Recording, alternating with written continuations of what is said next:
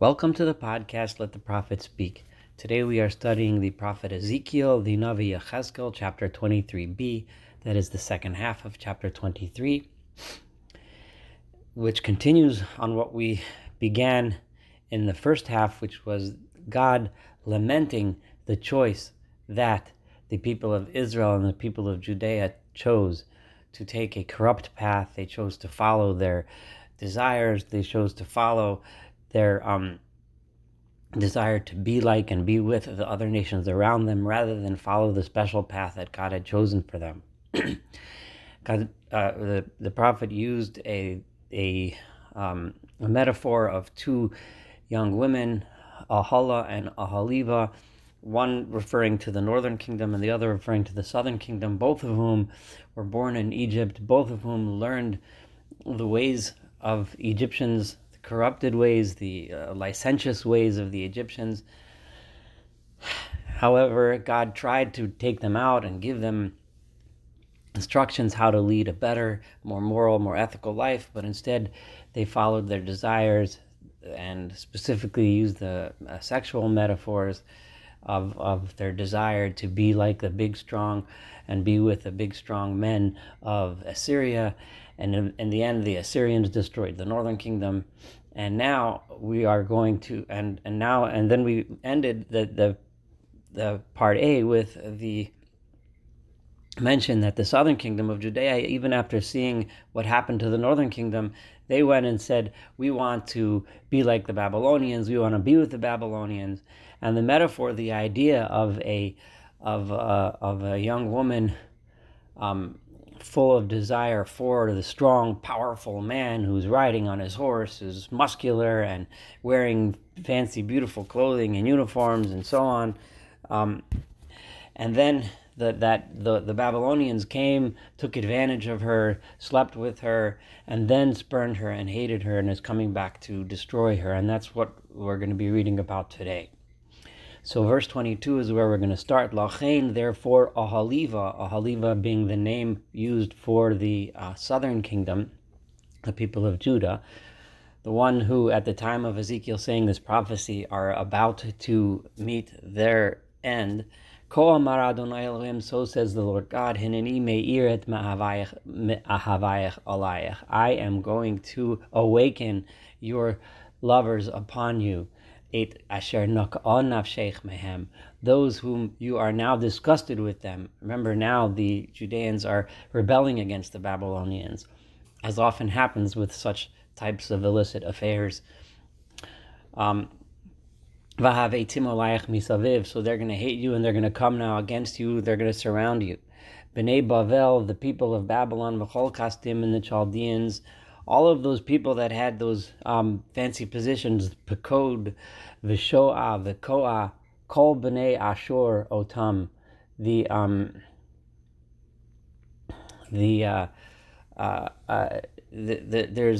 Pekod, Vishoa, V'koa, most likely are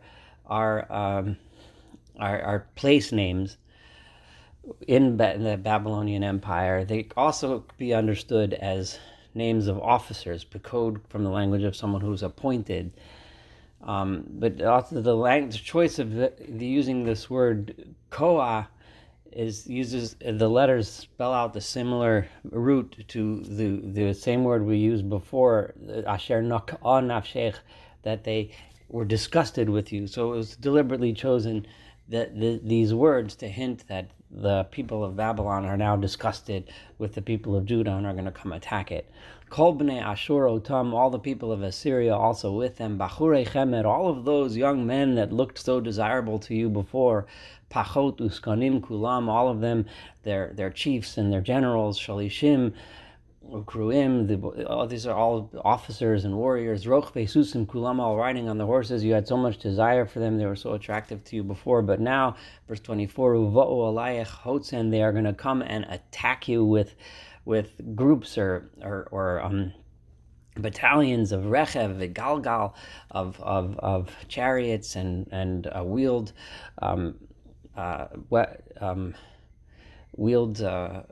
carriers of troops, uv'kahal hamim, and many people, tzino, magin, v'kova. They're going to have helmets and shields and buckles. Yasimu alayach saviv. They're going to place and camp around you and lay siege v'nasati lifnei mishpat. I am going to put before them the ability to do mishpat, to do mishpat is often translated as justice. It also could be judgment. They're going to have the ability to decide what to do with you. Ushvatuch b'mishpatehem, and then they're going to mete out the judgments that they think are right, which unfortunately is not going to be good. V'nasati kinasibach. My anger is going to be placed against you, and they are going to deal with you with anger.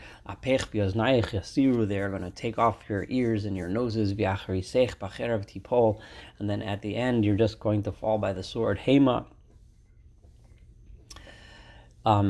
All of them, the enemy, they will take your children, your sons and daughters away as slaves, and at the end of the story you will be destroyed in flame. They will strip you bare, and all of your valuables and all of the things that you wear to make yourself look glamorous. They're going to take them all away. I will destroy this licentiousness from you, and this amoral behavior which you started to learn already back in Egypt. You will no longer no longer look back with longing at Egypt and the corruptions that you learned there. You'll no longer mention what you learned back in Egypt. Because so says the Lord God, I'm going to place you in the hands of the ones that you hate. Remember, they've converted from loving the Babylonians and desiring the Babylonians to now hating them. You are going to be placed in the hands of those that you have become disgusted with. I'm at verse 29 now. And they will deal with you with hatred. Everything that you worked to build in Judea, they are going to take it all away. And they're going to leave you naked with nothing. The nigla ervas nunayach, and the nakedness of your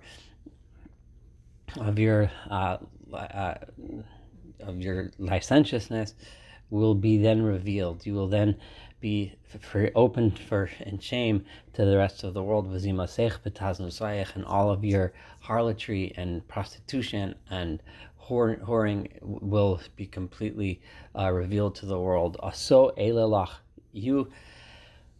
All of these things are going to be done to you because you wanted to go after, and you desired to go after all the other nations, and because you wanted to defile yourself with their disgusting practices. Instead of following the path that God set out for you that was different, that was special, you wanted to be like them and follow their paths, and you chose to go that way. Speaking again to the southern kingdom, you followed the same path that your older sister followed, and the cup of punishment that she had, you are now holding that cup. You're going to drink of the same cup. We had this metaphor in many of the prophets. We had it in Isaiah, saying that the suffering was called the cup of punishment. Now we're up to verse 32. So says the Lord God, you're going to drink the cup of your sister, which was a very deep and very wide cup. You are going to be a butt of jokes and laughter, and everyone will make fun of you. There's a lot in this cup for you to handle. I mean, there's a lot in there that's going to come against you. Shikaron v'yagon timalei. By drinking this cup, you will be full of drunkenness, and this is not a partying kind of drunkenness. This is just being drunk with punishment. You're just going to be dazed, v'yagon, and worry and anxiety. Kos shamosh mamad. It is a cup that is full of desolation and destruction. Kos achotech shomron. The same cup that your sister Shomron in the north drank, you're going to drink. Vishatito sa, verse 34, and you're going to drink this cup, umatzit, and you are going to squeeze out the draining, like all the way to the bottom. There's so much in there, that the suffering that you're gonna have, the escharasel to garemi, and the even the broken pieces of the cup after the cup is finished, you're gonna chew on. V'shadayach tinateki, and you will tear at your breasts. Ki ani dibarti, in other words, in agony and in pain and in anxiety. Ki ani dibarti, because I have spoken. Noam Adonai Elohim, so says the Lord God. Lachein, therefore, ko amar Adonai Elohim, so says the Lord God. Ya'an shochacht osi, because you have forgotten me, vatashlichi osi acharei gavech, and you have thrown me behind you. You cast me behind your back. It's reminiscent of those that would stand in the temple, put their backs to the temple, and bow to the sun in sun worship. The people also, this reminds us of how they turned their backs on God and went to try to serve all the other nations. And therefore now it's your turn to, now you turned your back and you dumped me, God says. Now it's your turn to suffer because of your unfaithfulness. Vayomer Adonai Elai, and then God said to me, this is verse 36, this is the prophet speaking again, Ben Adam, human being, hatishbot et ahala v'et ahaliva. There's various ways of translating this verse. I'm going to choose again to translate it as a rhetorical question. Can you possibly judge Ahala, these two women, Ahala and Aliva, representing Israel and Judah? Is it even possible to tell them all of their disgusting abominations? That's just, you can talk and talk and talk, but we can say this forever, but we'll never be able to say it all. Because why God says, Kini Efu, they have been adulterous, Vidambi Dan, there's blood in their hands, Bet Giluleani Efu, they have been adulterous with their fetishes, with their desires for other nations' gods. Even the children that they gave birth for me. In other words, God is saying the children that they should have been raised to worship and fear God, Haviru lahem la'achla, they went and brought them as child sacrifices to those gods to devour them. Od zos asuli, even this they've done to me. Timuet mikdashi bayom ahu, they have defiled my holy place on that day. V'yat lelu, they have profaned my Shabbat, my Sabbaths.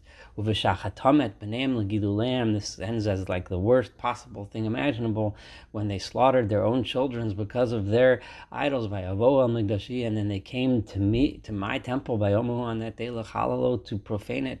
V'necho asu b'toch beisi, they've even done this terrible practice in my own temple. V'afki tishlachna la'anashim ba'imim merchak, they've even sent for men to come from far away. They looked all the way to Assyria, to Babylon. Asher malach shaluach aleim v'hinei ba'u. Those are the people that they look to for guidance, for help, instead of to me. They sent messengers to faraway places, and the people came. La asher rachatz kochalt einayach v'yadis edi. For them, for those visitors coming, for those, you went and you dressed up and you put on makeup on your eyes and you put on your fancy clothes in order to welcome these guests from all these other countries, but you didn't look to me, God says. This reminds us a little bit of when Hezekiah invited the Babylonian kings, the messengers of the Babylonian king, and showed off his palace and showed off everything, after which Isaiah criticized him and said, you're going to see the Babylonians one day are going to come here and attack you. This verse 40 is a reference to that story, saying that, to them you wanted to show off everything, and now it's time for the Babylonians to come and attack you, as promised by the prophet Isaiah as well. Verse 41, V'yashavt al mitach avuda, and you sat, when you welcomed these guests, you sat on this big couch, v'shulchan aruch lefanea, and a table set with all kinds of food, uketorti v'shamni samtolea, and you took my incense and my oils you put on the table for them, v'kol hamon sholevba, and there was crowds of people that were all happy and gay and at peace. Ve'el anashim irov adam, and there was muvaim savaim midbar, and to these people, and all of these people that you brought them in, a bunch of drunkards, you brought them in from the desert, And that they're the ones you went after. Vayitnutz midim al yidehan. This is just a reference to the people of Judea trying to welcome guests from far away in order to build alliances with them and learn from them their corrupt ways. And then you went and put bracelets on their arms, v'ateret tiferet al roshein, and you put crowns on their heads. Verse 43, V'omar la boloni ufim ata. When I saw all of this, I said, you are all a bunch of adulterers. Yiznu taznusea vahi. They are looking and trying to do the same things. Yiznu taznusea vahi. They are continuing to be adulterous in her ways, and this is what she's doing. Vayavo eleh kevo elisha zonah. And the others would come just like people come to a prostitute. They didn't come like they come to a wife. They didn't come because they were coming there was never any real benefit to these relationships and alliances that you made with the other nations. They were all based on corruption. That's how they came. When they came to Judah and Israel, they didn't come in good faith. They came to take advantage. And you, despite the fact that they came to take advantage of you, you fell for it.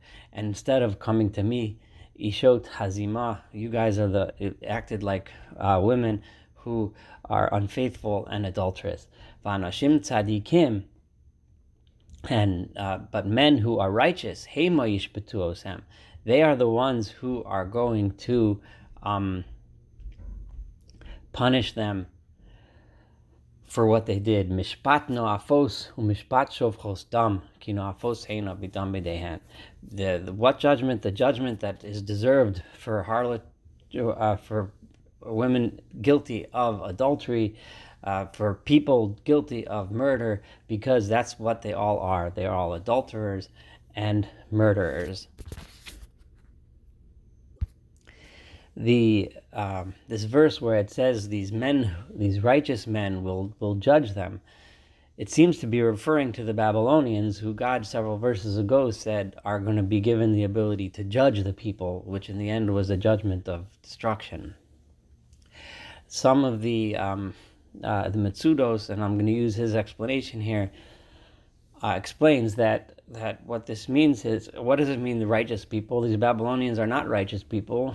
We've just portrayed them as being as coming to take advantage of the Judeans, as being in all kinds of corrupt ways. So but it means here that they are tzaddikim, they are righteous when compared to you. In comparison to you, they are like righteous, and therefore you are being put in their hands for judgment. And in the end, unfortunately, that judgment is going to be destruction. There's still a few verses left. This is a long chapter, but especially given its unpleasant nature, I want to kind of get it done. So let's do these last 4 verses, 46. So says the Lord God, Hale alehem kahal v'nason esen l'za'ava v'lavaz. Bring up, assemble a group against them, meaning the Babylonians, and I'm going to give the people into the hands of the Babylonians for horror and plunder. V'ragmu alehen even kahal.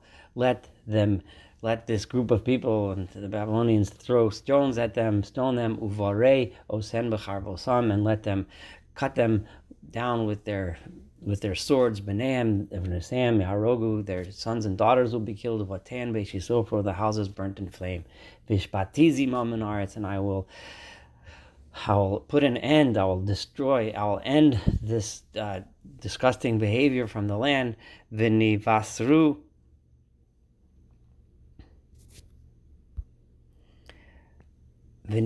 kol anashim v'lo ta'asena kezimaschena.